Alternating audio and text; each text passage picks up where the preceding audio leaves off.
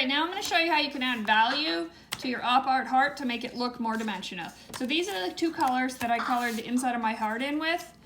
And you're going to use the same ones but with increased pressure to add value. So when I'm adding value, I'm going to actually make it darker on the outside and lightest in the inside, because this would be closest to you, so it would be the lightest. So you're just going to draw on top of your border squares, kind of like you're outlining your heart. So anything towards the outside is going to press the hardest. I would go over the ones over here in the middle, little bit lighter. So first let me just go around the outside and push pressure on the outside perimeter of the heart. And I'm making that the darkest part because it's furthest away, so it would be in the shadow. We're all about fooling the eye.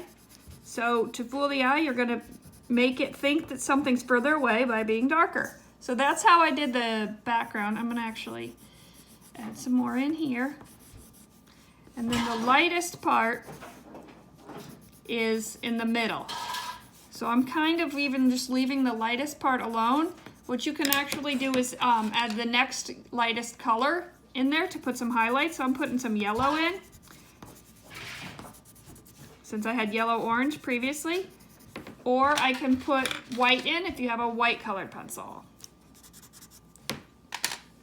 To do the red, again, I'm going to do the darkest on the outside. So on the way edge, they're going to be completely red. And when I come near the middle, I'm leaving it that light. So you're changing your pressure as you move toward the middle. And it's going to add some value and darkness to your heart border, so it's going to make it look like it's actually dimensional heart on the page. You don't want to see a line. You want to see like a slow fade gradient. So up here, I can see it's like dark and light. And we don't want that, so you want to put some medium pressure in between. So it's like you press hard and then lighter, lighter, lighter, lighter. Sometimes you need to take a picture of your work and then look at it to see what needs to be lightened up. Because when I look at it in the camera versus when I look at it here in person, it's a different effect. Or step back from it, or hold it up and away from you when you look at it.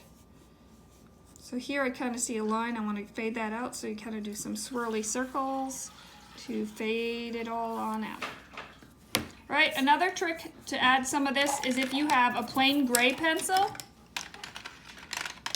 you can give it a cast shadow. And the cast shadows, to cheat, it's going to be on the left and the bottom. So here your cast shadow would be right along here, kind of like a reverse check mark. And you could go along there. So you can do it with a gray pencil, which I don't have one handy, so I'm going to just do it with the colored pencil I have. And you will, it is okay to see the actual line if you color along here like this. And this is a cast shadow, which is what you typically think of as a shadow. The darkness that's on the ground or whatnot behind you. So if you add some like this, you could see that it's starting to look like it's hovering above the checkerboard paper. I'm going to go up a tiny bit on this side too. Almost a glowing look.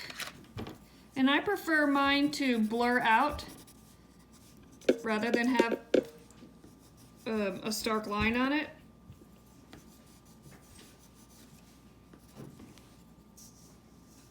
So that's on one side. I think I may actually do mine going all the way around. I kind of like it to look like it's floating above. So I'm going to do the shadow all around mine now. And this you could be quick about because you don't want it to be like a precise line. You want it to be fuzzy and blurry and smeary. So I'm just using those same colors to make darker value of it right around it. And you can see, since I used colors that were near each other on the color wheel, it's okay that they're overlapping and kind of blending together. because it's a blurry shadow. It's not a precise outline. Oh, looks like I forgot some blue over here. And you can kind of do like smeary, I can't tell if you can see it there, smeary circles when you do this to prevent stroke marks in your pencils. And on your art, this should have been blue. It's almost like you just keep outlining, circling around your heart, and that's how you add value and more dimensionous, that's not a word, more dimension